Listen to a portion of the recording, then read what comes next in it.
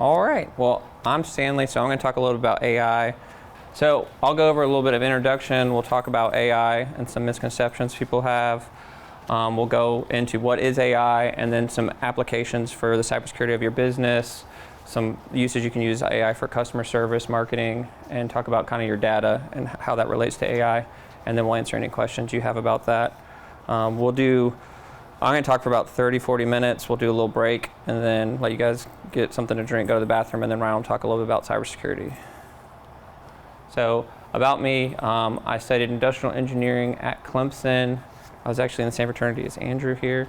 And then I went on in the process of getting my master's in cybersecurity at Georgia Tech. I am the director of operations at the Horry Georgetown Home Builders Association, and I also am the CEO and founder of BDNA Solutions, which is my managed service and security provider company. So what is AI? Can anybody out here give me an example of something you've seen on like a movie, TV show where you see AI in there? Anybody? A movie or something that has AI? GPT. Okay, that's a common one out there. That's good. And in a movie or anything? Terminator. Yep, that's a big one. Terminator, The Matrix is an AI that takes over the world and uses humans to farm electricity. There's a bunch of those out there. And so that is one of the biggest myths. They said 61% of Americans believe that AI could threaten civilization and I think it's potentially take over the world. So that's kind of the big misconception out there.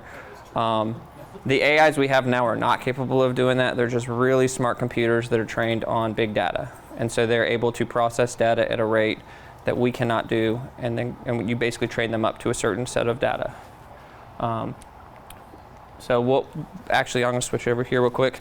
And you mentioned ChatGPT, so we're going to switch over to ChatGPT and ask them, what is AI? So we'll see what they say. So ChatGPT is one that a lot of people know, and it's basically trained off of public data. And so they say AI, or artificial intelligence, refers to simulation of human intelligence processes by machines, especially computer systems. And there's a whole bunch of other stuff there. But basically what happens is we have really fast supercomputers nowadays, and so you take that computer and you train it to a specific set of data, and then it can start answering questions and making intuitive jumps off of what it's been trained to do. Some examples, I'm sure you guys, if you've used any kind of software and you have like a help desk and you ask them a question, or like Verizon or something, you come in and that little chat bot in the corner, that is basically an AI setup where they've trained it to answer questions about, for instance, if it's Verizon, their business model. And so then it can answer questions somewhat intelligently on that over time. The big key with AI is training it on your business data, because if it's trained on public things, it's a public available thing. But when you actually train it on your business data, which usually is private to your business, that is where you're going to get leaps and bounds in what it can do, because it's going to be able to see what your business does. It'll see patterns and compute that data way faster than we would ever be able to do. So now we'll switch back over here. And go live again. All right. So the main point of it is AI is basically a tool. What are some, I know obviously we're in the building industry, so what are some tools, show of hands, that you guys use? Anybody? But like a building tool. Okay. Anybody else have tools, like job site type tools? Does anything? Any of my builders, you got a tool? Laser levels. Okay, laser levels, that's a tool we use on the job site. What about, what does somebody think is a dangerous tool we have out there? Nail guns, that's a good one. What do you think the most dangerous tool in America is? Yep. Table saws are the most dangerous tool you'll find out there.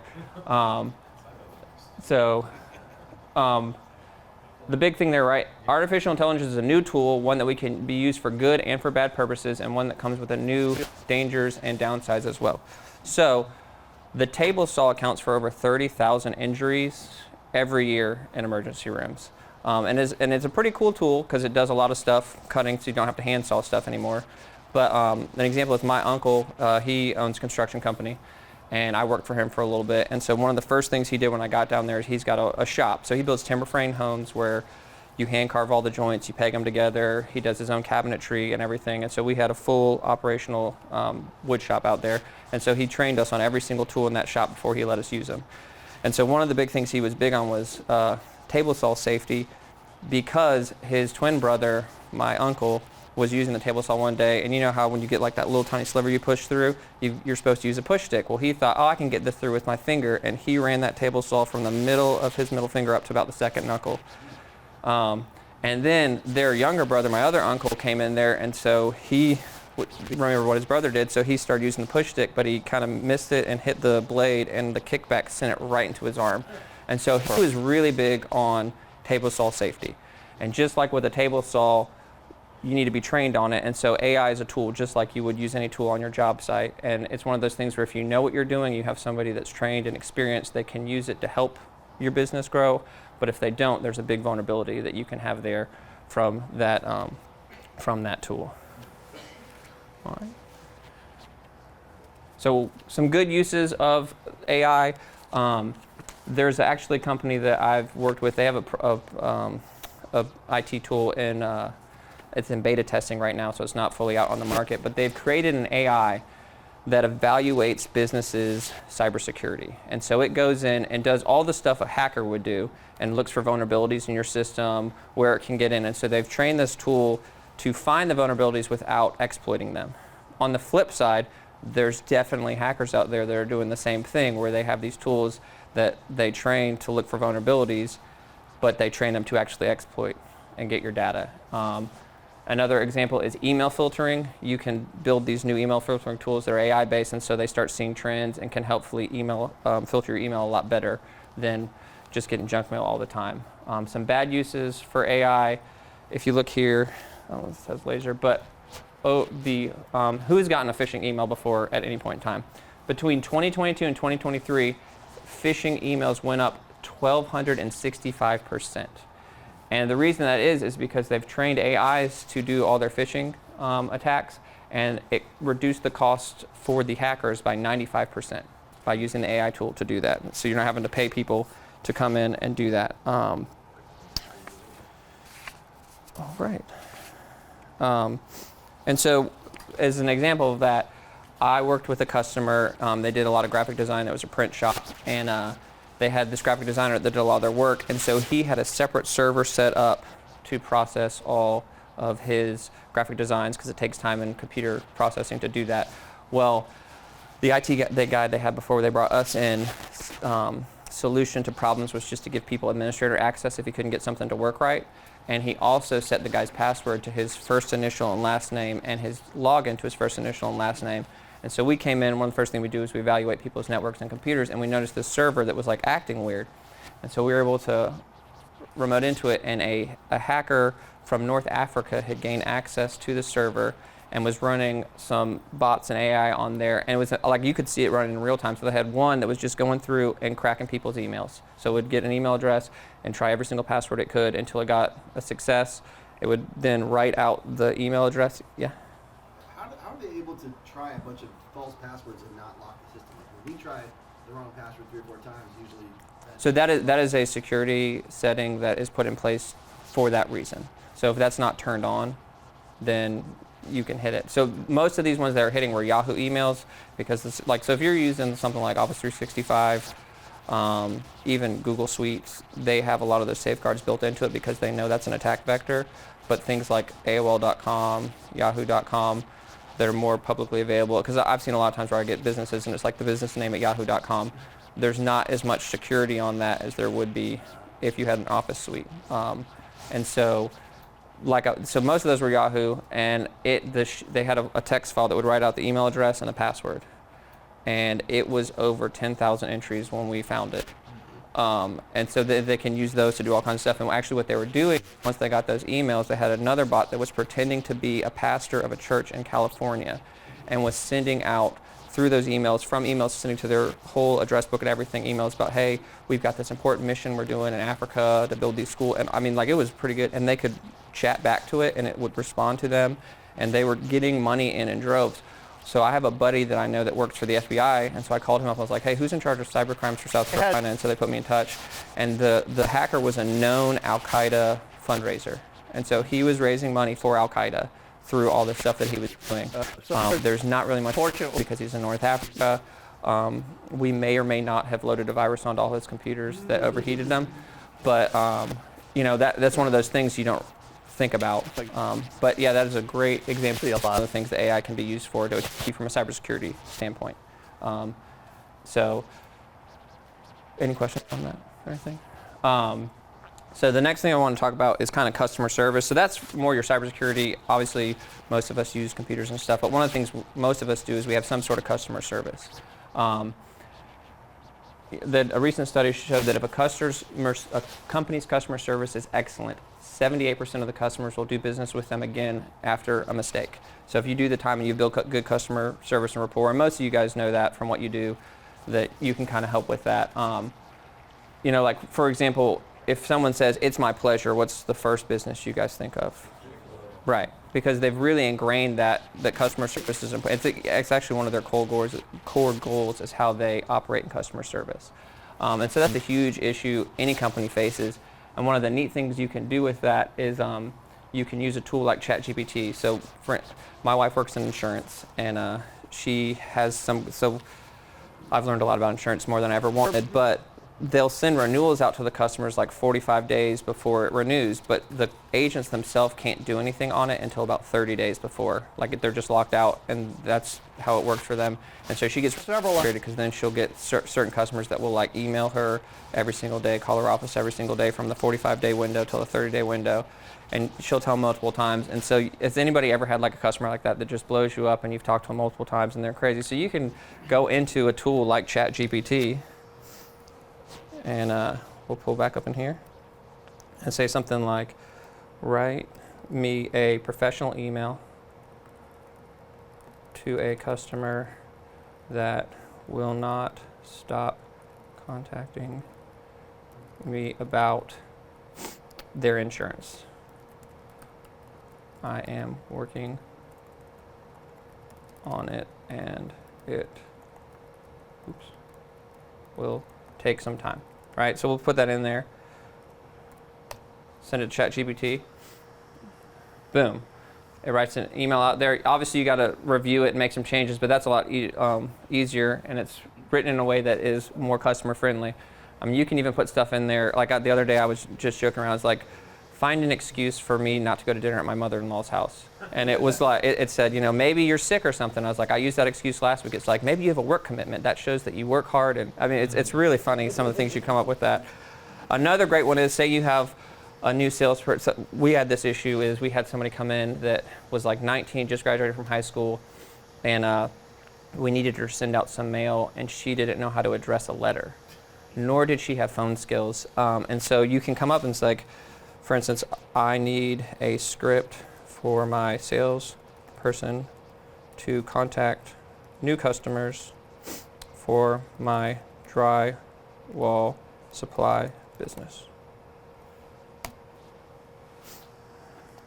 So here you've got a phone script that you can go through here that kind of goes through, and again, with anything you do with this, you need to review it, but it's a lot easier to go through and make changes to this than to come up with it all by yourself.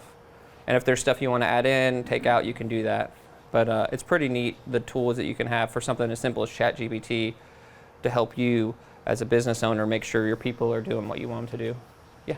Last night on Full Bear, this guest couldn't come up with a funny anecdote. He said, ChatGPT is to write me a funny anecdote in the style of a famous actor. And he read it, and it had the script for Stephen and him. Yeah. And they went down the script and read it. He said, well, thanks for coming. Come next time. But ChatGPT. Right. And so stuff like that is pretty cool. I know for like one of the big issues we have now is soft skills. People are looking for employees that have those soft skills and personal skills. And a lot of the kids don't these days. They're the younger generations. And so that's a good tool to teach them and walk them through. And you can even go through and rehearse it with them, like, okay, let's say I'm a customer, and that way you work through it, and then they have something there to work from, which is a simple customer service thing. But in the past, you'd have to come up with that with yourself, like, okay, I want them to say this, and that takes, even if it took 30, 45 minutes, that right there took 10 seconds. So it saves you a bunch of time, and then it might take you 5 minutes to review it and change it to what you want to do. There's a lot of different uses like that you can apply to your average business. And let me pull back up in here. Any questions so far on the customer service side of things? We had an easement form, legal form that had a notary requirement, lots of blanks, and no title on who signs which blanks and which titles.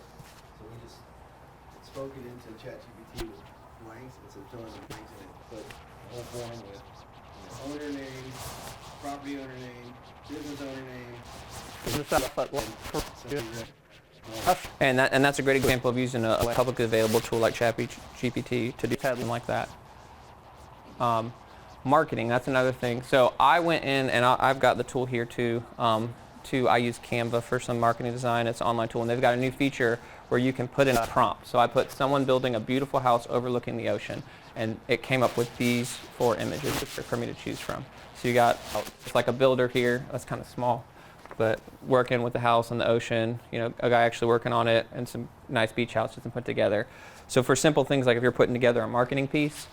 Who has that like idea guy at their company? Anybody that or somebody they've worked with is like, you know, it'd be cool if we did something like, you know, and they like of a like this, someone, you know, building a house at a beach, because we work in Myrtle Beach area and we're building houses, and so you can just put something in there and let it go. And if you don't like it, you can make some changes to it, change the prompt up a little bit. But that took about 2 minutes to process. Does anybody want to be a volunteer? I'll pull it up and we can do something for one of you guys as an example. Anybody? Will, how about you? Yeah. All right, so you guys build houses, right? Yes, sir. So we'll come up here. All right, so let's say you're doing, what's something you guys are kind of like marketing with your houses now? Marketing wise, I mean, we're building up in Calabash with Thistle. Okay. And so, I mean, kind of does. So, building house in Calabash, North Carolina. What is what's a feature of your guys' houses that kind of stands out, or something that, you know, why would someone want to buy a house from you guys compared to? Quality wise. Okay. Put quality in there. Let's see what it does. Generate an image. And see, it's got a little progress bar going. But this does the work. So now you've got some nice images of houses here.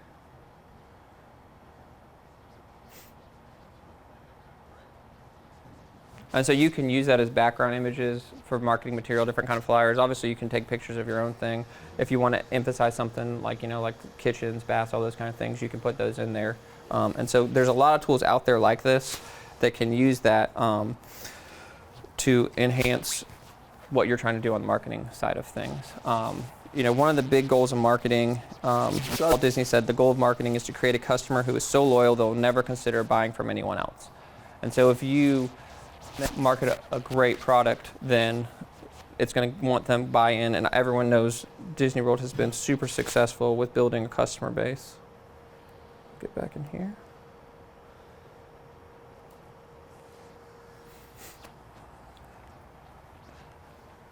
And so like we were talking about, here's a list of these if you guys want to look at. These are some AI graphic design tools that are available. And some of these are actually really neat. I mean, obviously ChatGPT is here. That can help you build scripts and things. But like, and a lot of these are paid, so you'll actually have to invest some money in this. But InVideo.io is one where you can actually upload videos of yourself talking, and they give you a script of words to say, and then you can actually enter in and make like a script of what you want to happen, and it will make an AI video of you saying that, even though you never recorded doing it.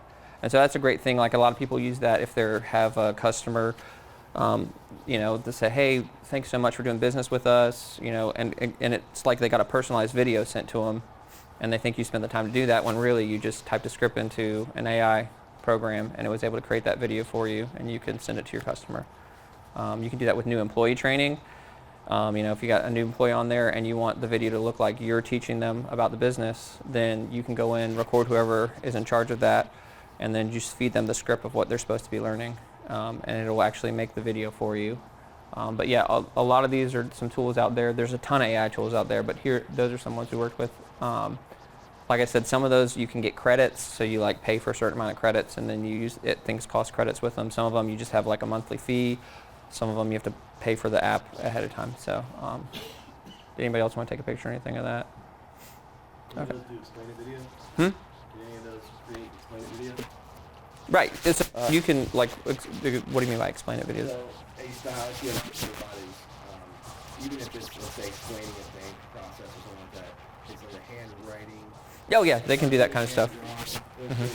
Yeah, so they'll create. You can put it in there like we did with the prompts, and so it may take a few iterations because sometimes it's an AI, so some things will be wonky. So sometimes like people will be wonky in it, and you'll have to like redo that part of it. Site would you recommend for that? The InVideo IO is a really nice one. Leonardo AI is another good one for that kind of stuff. Those are some of the paid ones because when you're doing stuff like that, you're using a lot more processor, so it costs them. But you're able to create those kind of videos, and so you can explain a process, put it in there like, hey, and give it what you want, and it'll create a video off of that as well. You can also have it create, I messed around earlier with it when I was getting ready to present, and I was like, give me a presentation slide deck for a presentation on AI. And it came out with outlines, bullet points, all that kind of stuff. So it's pretty. What was that? I just did that in ChatGPT real quick. Can you do slide deck? It won't do the background slides, but it'll give you like the content of what you're. Yeah. So some of the other paid ones you could probably go into, and you can put it together, and it'll create some graphic designs with different stuff on there. You can give it themes. You can tell it to be, make this whimsical, and it'll rewrite it so it's like more whimsical. You can say make it professional, and so it knows different tones. They've trained those kind of things too. Any question on the marketing aspect of how you can use AI for that? Okay. So, big data. That's what runs AI. That's what runs lots of businesses. That's one of the things Mark Zuckerberg at Facebook was famous for. Is he kept Facebook free for a really long time, and didn't put ads and stuff on it because he wanted to build that client base because he can sell your data just like Google sells your data and all those big. I mean, that's where they make a lot of money. Is what are your trends? What websites do you go to? Like how many people have like gone to a website, or even your wife's gone to a website on her computer looking at something, and then all of a sudden you look over and like on Alexa there's ads for that. That's the cookies aspect of things, but that's data they track to the user. They say, hey, this person is interested in shopping for beachwear. And so then all of a sudden you'll open up Facebook and there's beachwear ads in the corner, and you'll look over at Alexa and it's like beach, all that stuff. So they're tracking your bit data and using that to sell to people because people want to know that. Like if I've gone to a website looking for beachwear companies are like, hey, he's interested in beachwear. Let's hit him up with a bunch of ads, because most of the time it takes 4 or 5 hits of something for you to actually buy it. So if they can get their product in front of you, that name up there, when you finally pull the trigger, you're like, I've been seeing all these Hurley ads for bathing suits. It's almost summertime. I better go buy myself a Hurley bathing suit. And they've implanted that in your head through their marketing. So anybody have a guess at how much money the big data market is currently this year, what they're estimating? That's close. It's a little high, but that's close. Anybody else? 350,000? Yeah, it's 348 billion in 2024 is what they're estimating the big data market is. But it's projected to grow by 2032 to $924 billion of data. A lot of that is driven by AI because that's what makes AI work, is the data aspect of things.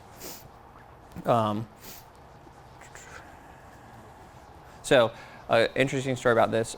So I work in IT a lot, and there's a company, it's a large IT company, and they provide software to businesses like mine so that I can go in and remote into people's computers, make sure they're patched for security, and it's a big thing. And so I was at a conference, and the CEO of that company was still on stage, and he made an interesting comment, which I was surprised by, but he said that they have been implementing AI with their product, and what they're doing is that AI is looking at our data and our customers' data that we have in the system, and by doing that analysis, it can tell us which customers fit our business the best, which ones we're getting the best return on investment on. And so they're looking at our customers' data to put it in there, which is questionable because my customers give them permission to look at their data, and I didn't give them permission to look at my customers' data. And so that was kind of a big red flag for me, but that's something you want to look out for when you are looking at AI products.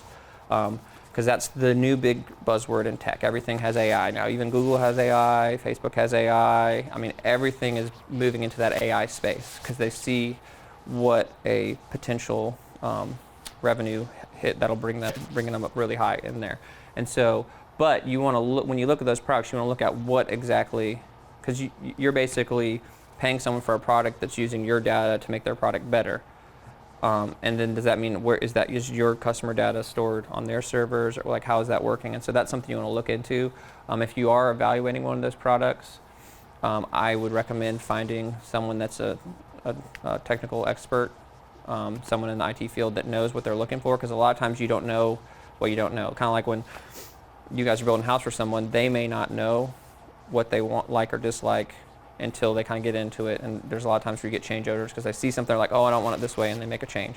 And the same thing with AI. You don't know what you don't know until it's too late, and you're like, man, I hate this. I wish I had known this ahead of time. And so that's where getting someone that is knowledgeable in these products and AIs to help you evaluate them is a big helper for you guys. So like we were saying here, it's 304 billion currently. They're expecting that to go up to 924 billion by 2032.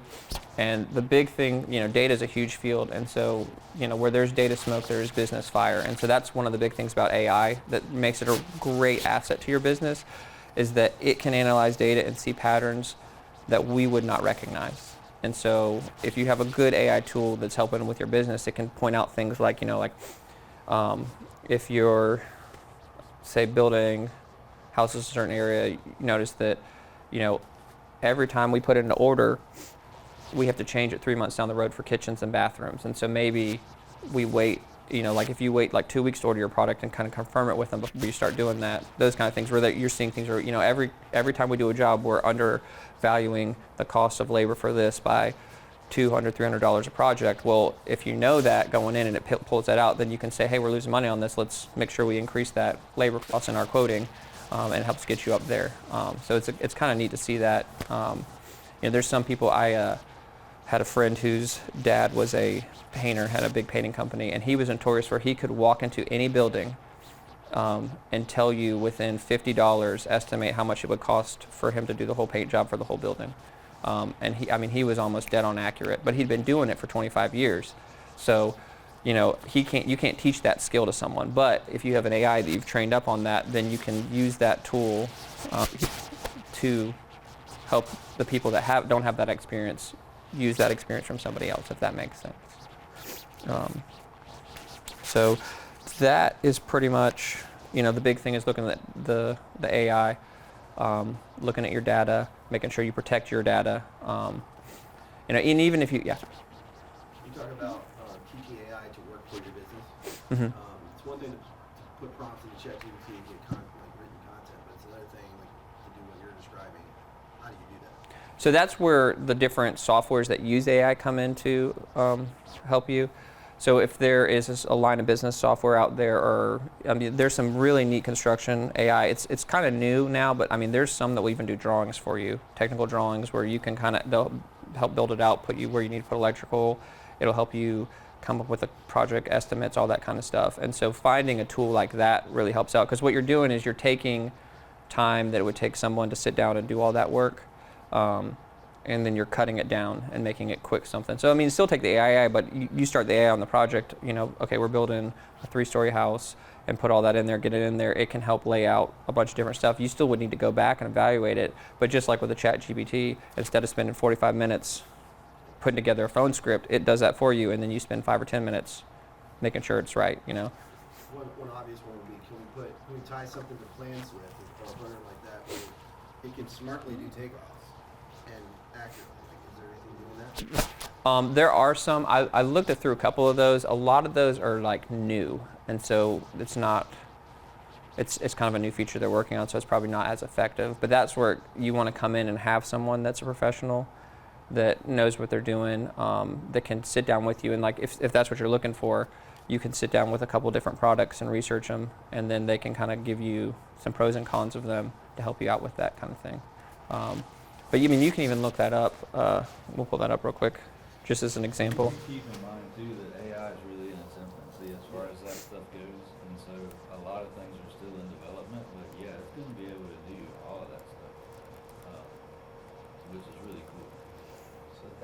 opportunities in a early point. A lot of money's gonna be made on AI. Who can we follow that is really good at tracking the best construction application with AI? That would be a question for Stanley. Do you know someone? Not the specific to construction, but I mean, like I just Googled AI tools and so it's a blog, so you'd have to look into it. But there's people that are obviously paying for this advertising for most of those. But Down to Bid is what they rank their best pre-construction. It's got an AI co-pilot, so you can go through there, and it kind of walks you through that. And so it's just something you want to kind of keep your eye out for. I'm sure if you guys are using any kind of tools or you're in the construction industry, there are going to be salespeople that are developing these tools here like this that will be knocking on your door trying to get you to buy their tool and explain it to you. This one here, like I was talking about, helps. You can send bids, plan out things easily. Fusion 360 is another one. Avaya Insight, and so there's a lot out there, and the thing is you got to figure out, and I was talking to someone before we started, a lot of times people will get a software like that or a tool and they'll try to fit their business to the tool, and sometimes that creates a lot of friction. What you want to do is try to find a tool that kind of already fits your business. So if the tool fits your business like 10% and you have to fit the other 90% into it, that's probably not a good idea. But if the tool fits your business like 80 or 90% of what you're doing, and then the other 10% you kind of push into it, that's a lot better and a lot less headache for you guys. If you're already successful doing what you're doing, you want a tool to complement what you're doing and help give you an extra edge and some different things like that, if that makes sense. But yeah, so those are a couple different tools on there, and that's a simple Google search. At that point, then you have to start going through and evaluating and researching. And like I said, obviously you guys are busy doing what your business is for, and so there are. And all across the state, there's probably tech companies that can help with you and partner with you. Everything from like me and Ryan do managed services, so basic updates on computer, those kind of things. Cybersecurity, compliance is a big one now. But we also, what we do is do consulting. So we'll come in and sit with you, and you can say, hey, like you said, you wanted a software to help with takeoffs. It will take me a little bit, but I can go through and research them, compare them, and give you some recommendations on different ones at that point. There's not. Somebody figured that out. That's Yeah. a huge difference. So, and there are companies that are actively out there looking at that kind of stuff. It's like Ryan was saying, it's a really new technology, so there's going to be a lot of changes as it goes forward. And that's why I kind of focused a lot on the customer service and marketing, because that aspect of it is kind of at a point where it is kind of usable. And you see a lot of that. When you start getting into the line of business applications for AI, it's all off the data it's trained on. So if you have a new software that's doing that from the buildings thing, it needs a lot of data to get to it where it needs to be. And so it's in its infancy. But you can get in with those people, work with them, and that's where you just want to make sure that they're protecting your customers' data. There's a lot of guidelines and restrictions that are coming down about data privacy. Like anybody that does mortgages, car sales, anything where you're doing high dollar transactions like that, there's the new FTC safeguards that come in place, and there's all kinds of rules and restrictions that people don't realize they have to follow. And the problem is you don't realize you have to follow those restrictions until you have a cyber attack, and then they start researching it like, well, you were supposed to do these 4 things because you're in that industry, and now not only are you in trouble for losing your customers' data, you get a hit to reputation, but you might get a fine from the government for not doing what you're supposed to do, or they'll put the blame for it on you and you have to pay it. Another one is PCI. The way those contracts for PCI are written, so if you take credit card data, the way those contracts are written now, the banks don't want any liability on that, so they push it off to the processors, and the processors make you read through that whole 20-page document and click I accept. Well, in that document it says, no, if there is a data breach, you're responsible, not us, even if it's on their end. And so then that's when you need to make sure you're doing all the stuff you're supposed to do, and you can say, well, no, we did all the things that are outlined by the PCI compliance guidelines. Here's proof of it.